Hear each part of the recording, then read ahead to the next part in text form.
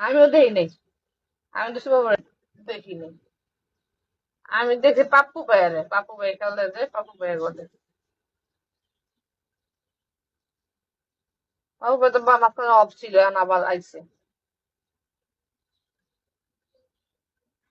কিন্তু এখন মাঝে মাঝে, মাঝে মাঝে একটু আসতো লাইভে। মাঝখানে একবার দুবার আইছিল লাইভে, তখন দেখছি।